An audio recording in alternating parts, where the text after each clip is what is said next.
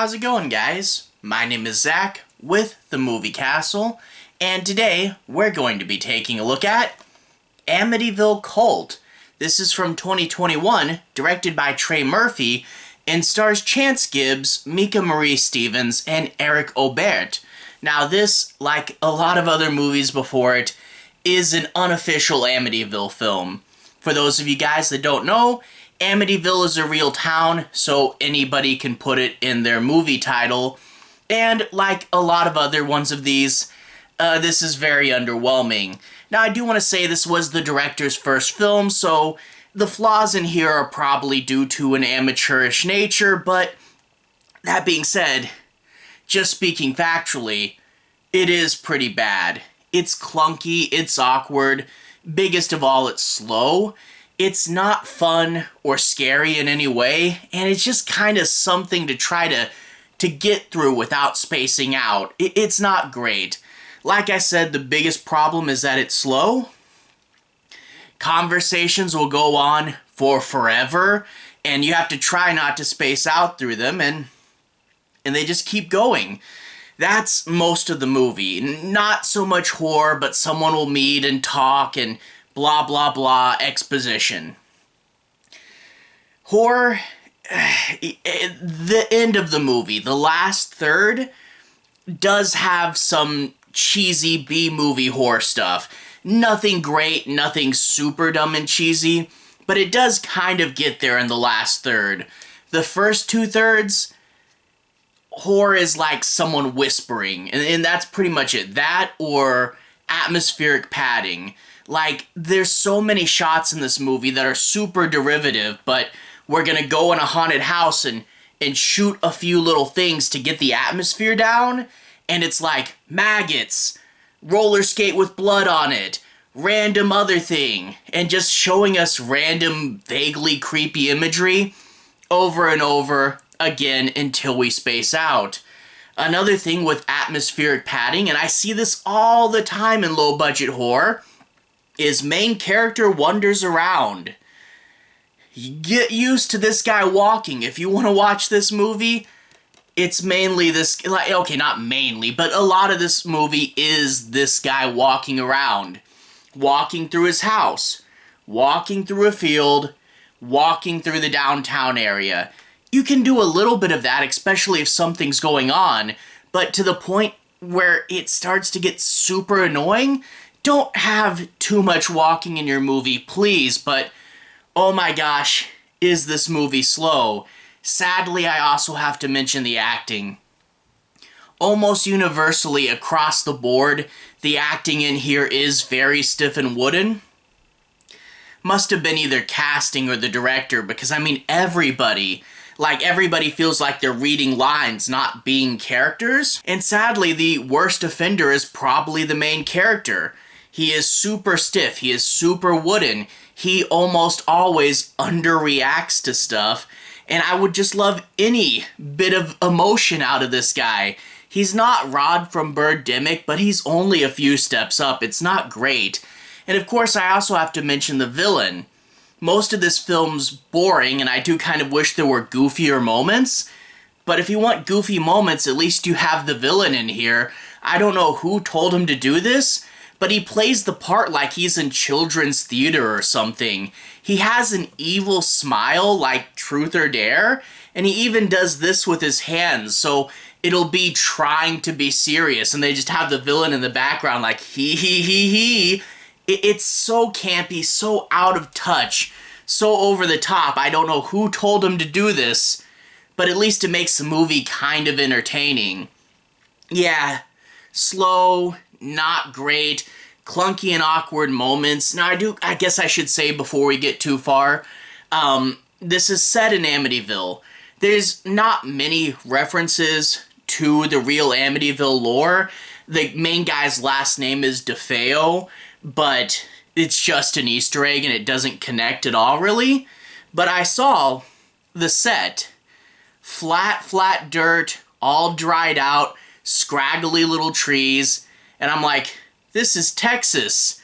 I live in Texas. And at the end of the movie, when they showed the locations, I'm like, that's not too terribly far away from where I live. So if I ever happen to bump into the director or anyone who worked in this movie in real life, I'm sorry I'm being kind of hard on it. But I have to be honest and I have to be accurate. This movie's not that great. It just didn't really have much going for it. It had a little bit of a very predictable plot. You know, there's a secret cult and they're still around and they're after this guy. Nothing surprising, and there aren't really great horror sequences, and when most of your movie is talking or wandering around, I mean, what else am I supposed to say? In order to analyze things a little further, I'm going to go ahead and talk a bit about the plot. No major spoilers, but I do want to say my piece on some plot points and break down and analyze and try to talk about what doesn't work. But yeah, no major spoilers, but let's talk a bit in more detail. We open up with a rando getting stabbed. And I get, prologue guy has to die, it's one of the many rules of horror, but it's literally just a guy in a cloak stabs someone who's kind of already been weakened. There's not much going on, it's just stab, title card. That's pretty much it, stab and title card, and then we're into the movie. And I don't know, like, it has blue tinted lighting, it's just random, and you kind of forget it's in the movie till they bring it up later, and there's a stupid explanation for it. Whatever. I'm not going to pick through every little detail I don't like, but that being said, when we meet our main character, oh, there's a few more weird, low-budget movie things.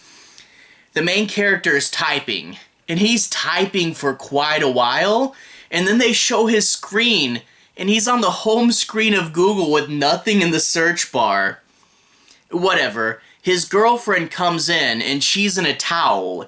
There's no accompanying shower scene, and she's not wet, so I don't know why she's in the towel, other than the vague promise of sexuality, which is not in this movie. But she's in a towel, and she's like, oh, what's up? And he says, I inherited a house from my grandparent, according to this email, and I never knew my grandparent, and I'm curious about my history. Talk about horror movies I would survive. That would instantly go in the trash. I would not trust that. But he's going to go and see the house. And he'll leave his girlfriend at whatever place they're living at now because, you know, screw having two characters in the movie. Yeah, no, they just introduce this character and then trash her for most of the rest of this. I mean, you'll reference her later, but still. Anyway, he goes to the house, and it is the cutest little old house. I mean, yeah, it's older, and it's in a little bit of disrepair, but if you have a haunted house, it cannot be painted baby blue. I'm sorry.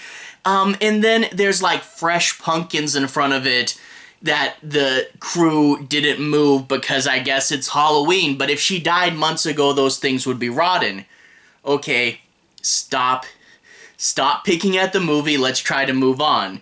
He goes in and he finds a diary, and he starts to read from his grandmother's diary because he doesn't know her, and it talks about how she and her husband moved to this small town, Amityville, and this guy comes and immediately steals her away. That's your main bad guy of the film, and she instantly falls for him and then goes, oh, we're worshiping the devil? Sweet. And so much to say here.